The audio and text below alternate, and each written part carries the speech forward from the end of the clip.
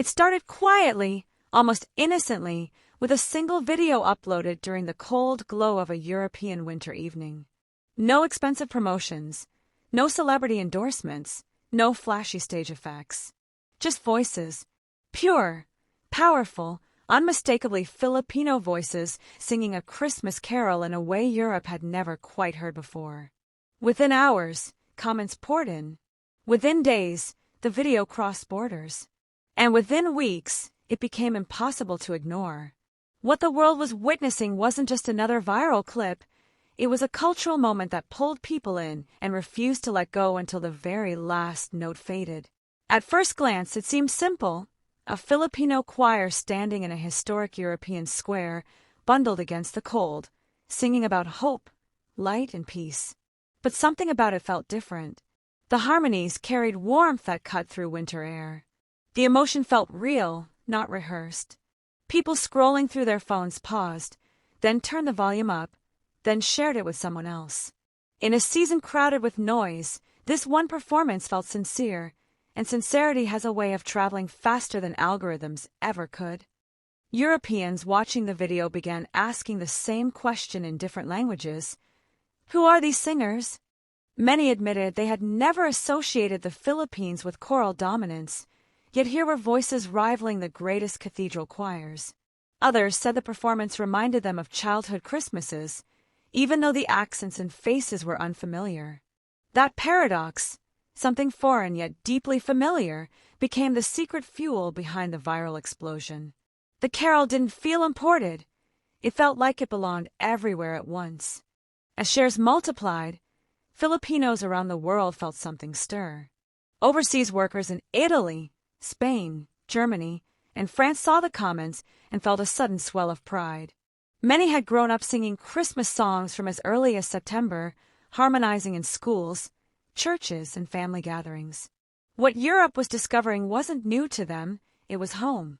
The viral moment felt like a quiet validation of something Filipinos had always known. Music, especially Christmas music, runs deep in their veins. Soon reaction videos appeared. A French vocal coach paused mid-performance, visibly stunned, replaying harmonies again and again.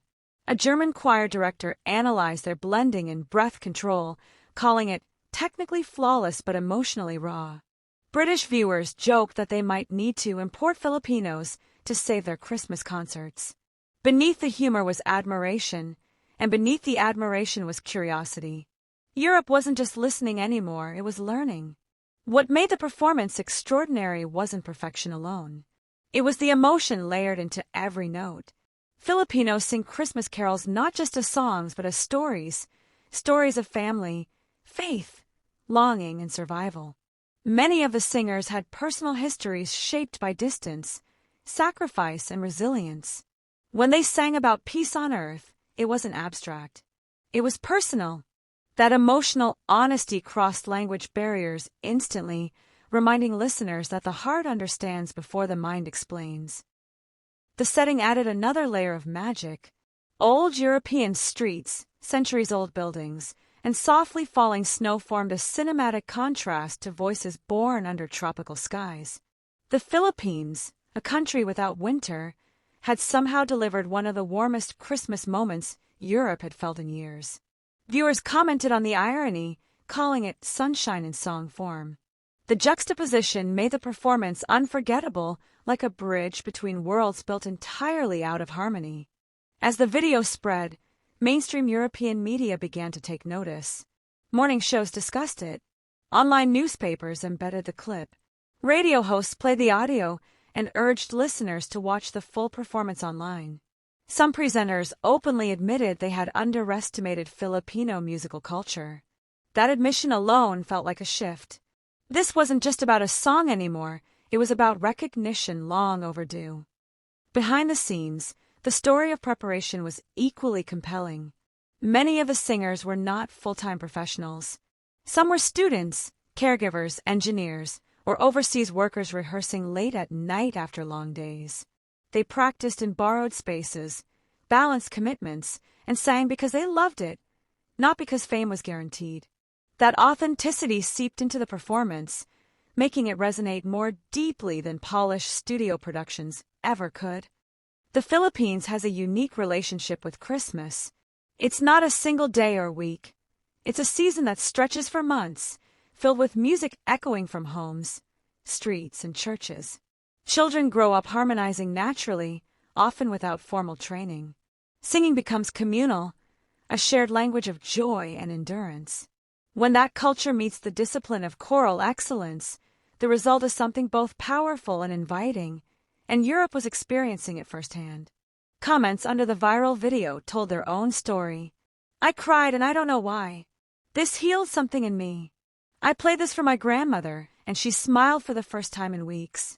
These weren't casual reactions, they were emotional responses to something deeply human.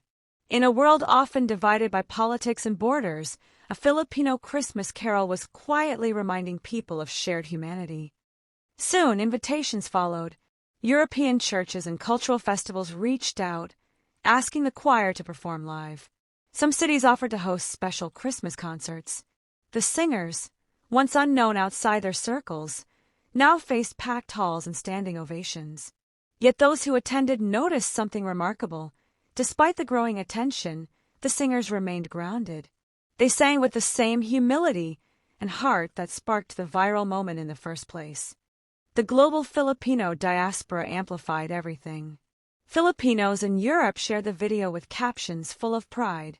Those back home stayed up late to read foreign comments praising their culture. For many, it felt like a rare moment when the world wasn't just consuming Filipino labor, but celebrating Filipino talent. That distinction mattered deeply. It wasn't about sympathy, it was about respect. Music historians and critics began weighing in, pointing out that the Philippines has long been a choral powerhouse, winning international competitions for decades. Yet those achievements often stayed within niche circles. This viral carol changed that. It brought choral excellence to the mainstream, wrapped in the emotional accessibility of Christmas. Suddenly, technical discussions about blend and resonance became dinner-table conversations across Europe. What made the moment even more powerful was its timing. Europe had endured years of uncertainty, pandemics, conflicts, economic strain. Many people approached Christmas with quiet heaviness. Then came a song that didn't deny hardship, but gently lifted spirits anyway. The Filipino choir didn't sing over pain, they sang through it. That honesty made the joy feel earned, not forced. Social media platforms continued pushing the video, sensing its unusual engagement rates. People watched it to the end, then replayed it. That alone set it apart in an age of short attention spans. The algorithm didn't create the success, human emotion did. The platforms merely followed where people's hearts were already going. Teachers began playing the performance in music classes. Choir directors used it as an example of emotional phrasing. Parents played it at home during decorating sessions. In some households, it became part of new Christmas traditions. A Filipino carol, sung thousands of miles away, had found a permanent place in European living rooms.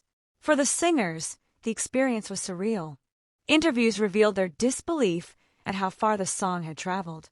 Many spoke about representing not just themselves, but an entire culture. They felt a responsibility to sing with integrity, knowing each note shaped how the world saw Filipinos. That awareness didn't burden them, it inspired them. The story also challenged stereotypes. Too often, the Philippines is reduced to headlines about labor export or natural disasters. This viral moment offered a fuller picture, one of artistry, discipline, and emotional intelligence. Europe wasn't just hearing beautiful music, it was encountering a richer narrative about a nation often misunderstood. As Christmas approached, the video surged again, shared by people rediscovering it or seeing it for the first time. Each share carried a personal message. "This moved me. You need to hear this." The song became less about origin and more about connection. That universality is rare, and when it happens, it lingers. Interestingly, many Europeans said the Filipino rendition made them hear familiar carols differently. The phrasing felt more hopeful, the harmonies more embracing. It reminded listeners that tradition doesn't have to be rigid to be respected. Sometimes, it needs fresh voices to remind us why it mattered in the first place. The Philippines didn't take over Europe through force or dominance. It did so gently, through resonance, through a song that carried sincerity across oceans, through voices that invited listeners in rather than trying to impress them. That kind of influence is subtle but lasting. As the year closed, countless recap videos included clips of the performance. It stood alongside major global moments, proving that cultural impact doesn't always come from power or money. Sometimes, it comes from people standing together, singing from the heart, and trusting that someone out there will feel it too. Even after the holiday season ended, the video didn't disappear. It became a reference point, a reminder of how quickly beauty can travel when it's real. New listeners continued discovering it, often stumbling upon it unexpectedly and staying longer than planned. For many Filipinos, the moment felt symbolic. A country known for warmth had shared warmth with a colder part of the world, not through weather, but through voice. It was a quiet exchange, deeply human and profoundly moving. And perhaps that's why this story matters. In a world obsessed with trends, a simple Christmas carol reminded millions that authenticity still wins. That culture shared with love can cross any border. And that's sometimes all it takes to bring the world together is a song sung sincerely by people who believe in what they're singing. So if you ever wonder how a small group of singers from the Philippines managed to capture Europe's heart, remember this: they didn't try to go viral. They tried to be true. And in doing so, they created a moment the world didn't just watch, but felt, carried forward, and will remember long after the last Christmas light fades. Thanks for watching.